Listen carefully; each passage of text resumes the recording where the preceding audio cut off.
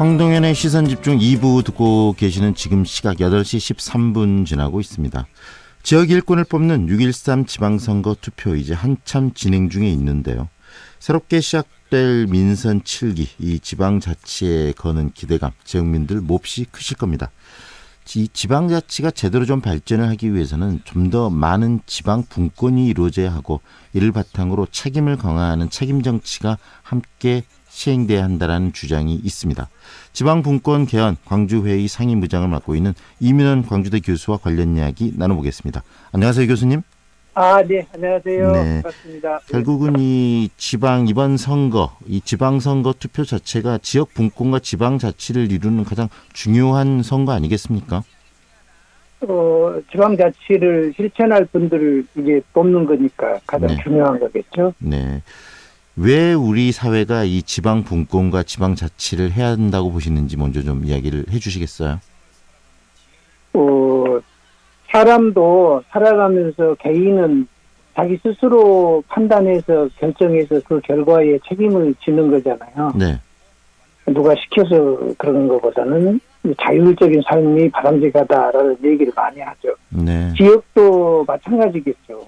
각 지역마다 삶의 형편이 다르고 환경이 다르고 여건들이 이렇게 다 다르잖아요. 네. 그렇다면 자기 지역의 어떤 의사결정은 자기 지역민들이 해야 되겠죠. 네. 그러면은 의사결정을 할 만한 어떤 권한이 있어야 되고, 그 권한을 실천할 만한 돈이 있어야 되고, 그렇죠. 네. 그래서 지방 분권을 해야 되고, 지방자치를 해야 되고, 지방자치는 궁극적으로 그렇게 해서 현실적으로는 지역의 경제력을 지역의 실정에 맞게 높여놓을 수 있다, 이렇게 이제 얘기할 수 있겠죠. 결국은 지방자치를 통해서 지역의 경제력도 강화시킬 수 있다라고 보시는 거네요. 그것 때문에 그렇게 하는 거죠. 네. 그렇다면 중앙 집권적인 어떤 그 국정이나 이런 운영들이 갖고 있는 한계, 문제점들 어떤 것들이 많이 이렇게 노정이 됐었죠? 이 집권적으로 한다는 말은 각 지역마다 통일된 정책을 실시한다는 것을 의미합니다. 네. 그리고 그 통일된 정책을 지역에 지금은 이제 지역의 단체장들을 이제 오늘 투표했잖아요. 네. 이렇게 이제 뽑혀진 그 지역 단체장들에게 사실상 중앙정부가 심부름을 시키는 것에 불과한 행정을 해왔죠. 네. 그러니까 우리나라가 지방자치를 한다고 하면서도 지방자치를 할 만한 권한이 지방자치단체에 없어요. 네. 또 권한이 없고 또 돈도 없고 그렇죠. 그러니까 중앙정부가 여러 가지 예산을 주면서 이런저런 일을 하라고 지역에 시키면 그 지역의 여러 자치단체들은 그 일을 수행하는 것에 불과한 거죠. 네.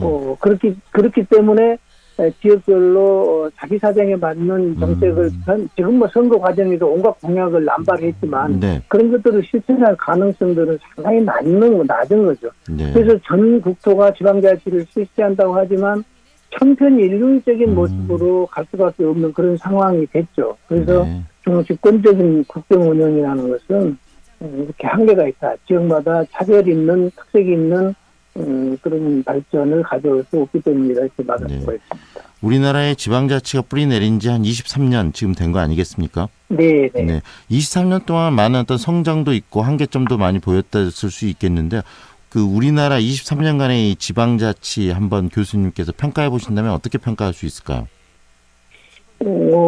우리나라 지방자치는 일단 전체적인 총괄평가를 하자면 우리가 이름을 들어서 알고 있는 나라들 중에서는 가장 낮은 지방자치 수준을 보이고 있다고 보면 돼요. 네. 말하자면은 중국보다도 사회주의 국가인 중국보다도 지방자치 수준이 더 낮죠. 네. 그러면은 심각한 형편이다라고 말씀을 드릴 수가 있고 네.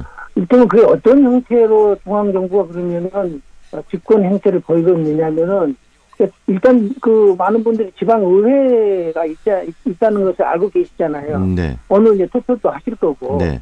이렇게 하는데 지방의회에서 어떤 결의를 하면 그거에 대해서 중앙정부는 뭐 얼마든지 다시 뭐 하라고 할 수도 네. 있고, 네. 이제 지방의회를 통제하고 있다는 거죠. 또 지역에서 어떤 그 지방의회가 있으면서도 도래라고는 하지만 그런 효과가 거의 없는 거고, 네. 말하자면 법을 만들 수가 없어요. 자치 입법을 할 수 없는 상황이 됐고, 네. 또 뭐 지방 정부를 이번에 이제 구성하지만 우리나라는 지방 자치단체라고 그러잖아요. 네. 지방 정부인데, 네. 그러면서 뽑혀진 자치단체장들이 자기 그 지방 정부의 조직을 어떻게 할 것인지에 대해서도 중앙정부가 일일이 이제 간섭을 하거나 허락을 받아야 되는 그런 상황이 와 있고, 네. 그래서 우리나라는 아직은 지방 자치를 하는 나라라고 보기에는 선거를 한다는 정도 의미이다만 네. 사실 그 없는 상황입니다. 지방이 단체장들을 선거를 통해서 뽑는다는 정도의 의미는 있지만 실질적으로 행정이나 우리 사회, 우리 생활 속에서 지방자치, 지방분권은 이루어져 있지 않다라고 보시는 거네요. 그렇습니다. 예. 네. 그 이유는 바로 권한과 이 돈의 문제라고 지적을 하셨는데요. 그렇다면은 네. 이 민선 7기는 좀 제대로 된 지방자치를 이뤄내야 되지 않겠습니까, 교수님?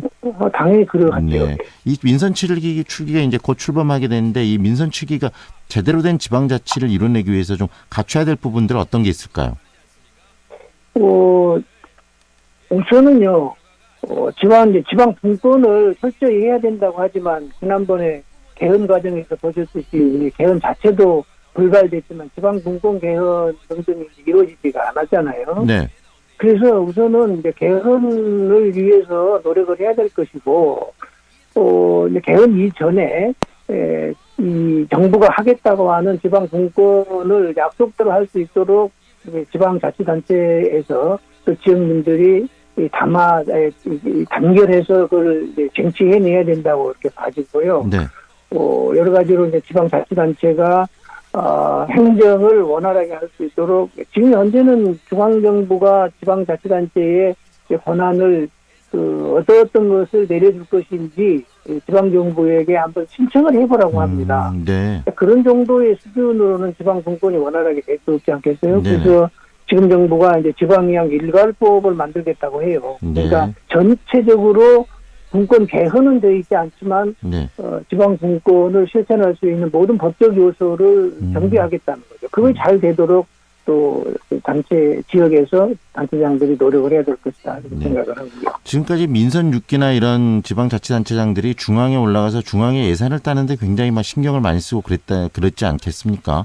네. 예산권의 독립도 굉장히 중요할 것 같아요. 그 부분은 어떻게 보십니까?